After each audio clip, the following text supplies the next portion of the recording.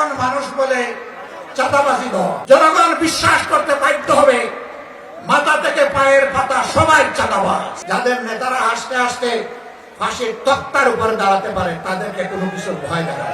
দেশ এবং জনগণের কোনো ক্ষতি আমরা মেনে নেব না। আপনাদের নেতা বলেছিলেন দুর্নীতিকে টুটি চেপে ধরবেন। আপনারা ক্ষমতায় এসেই বললেন যদি সমঝোতার ভিত্তিতে কিছু নেওয়া হয় এটা চাঁদা হবে না। ধিক্কার নয়। আজকে আপনাদের পরিচয় হয়েছে, আপনাদের নাম ছিল জাতীয়তাবাদী দল, এখন মানুষ বলে চাঁদাবাজি দল। একজন চাঁদাবাজকে আপনারা কবজায় আনেন নাই। জনগণ বিশ্বাস করতে বাধ্য হবে মাথা থেকে পায়ের পাতা সবাই চাঁদাবাজ। নাইলে কেন চাঁদাবাজি বন্ধ হচ্ছে না?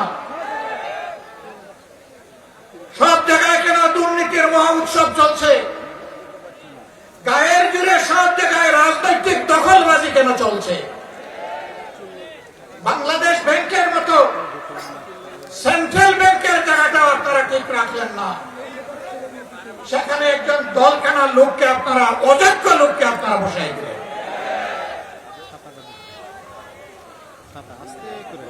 বিভিন্ন পাবলিক বিশ্ববিদ্যালয় একদিকে গিয়ে আপনারা বলবেন অতীতে রাজনৈতিক বিবেচনায় নিয়োগ দেওয়ার কারণে পাবলিক বিশ্ববিদ্যালয়গুলা মান রক্ষা করতে পারে নাই, বিশ্বমানে আসতে পারে নাই। আবার আপনারা দক্ষ বিসি, প্রবিসি, প্রক্টর, প্রভুষ সবাইকে সরিয়ে দিয়ে দলখানা লোকদেরকে সেখানে বসাবেন। জাতির সাথে এটি হচ্ছে প্রহসন। এই অবস্থা যদি অব্যাহত থাকে, প্রশাসনে যদি নিবেদিত প্রাণ দেশপ্রেমিক দক্ষ যোগ্য মানুষদেরকে তালপট্টিতে খাল বিলে পাঠিয়ে দলখানাদেরকে যদি অযোগ্য জায়গায় বসানো হয়, মনে রাখবেন এর খেসারত শুধু জাতি দিবে না, এর আগে আপনাদেরকে দিতে হবে। আমরা প্রত্যেকটি বিষয়ে কথা বলবো, আমরা কাউকে ছেড়ে কথা বলবো। সংসদে লড়াই করব যাতে জাতির দাবিগুলো শান্তিপূর্ণভাবে আদায় হয়। যেখানে স্পিকারের অনুমতি নিয়ে কথা বলা লাগে, কিন্তু সেখানে যদি কথা বলতে দেওয়া না হয়, অথবা আমরা যদি জাতীয় সমস্যার সমাধান সেখানে খুঁজে না পাই, তাহলে আমরা ওখানে চলে আসব যেখানে কথা বলার জন্য স্পিকারের কোনো অনুমতি লাগবে না। আমরা তখন জনগণের পার্লামেন্টে চলে আসব।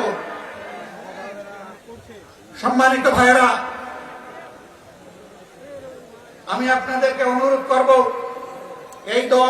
এই দেশ কোনো দলের নয়, গোষ্ঠীর নয়, পরিবারের নয়। এই দেশ 20 কোটি মানুষের। আমাদের সকলকে এক একজন সাচ্চা পাহারাদার হয়ে দাঁড়াতে হবে। অন্যায়ের বিরুদ্ধে এক একজন যোদ্ধার ভূমিকায় অবতীর্ণ হতে হবে। অন্যায় অসত্যের বিরুদ্ধে লড়াইয়ে অবতীর্ণ হতে হবে। কেউ আমার অধিকার দয়া করে আমার পকেটে এনে দেবে না। লড়াই করে অধিকার আদায় করবো ইনশাআল্লাহ। কাউকে ছাড় দিয়ে কথা বলা হবে না।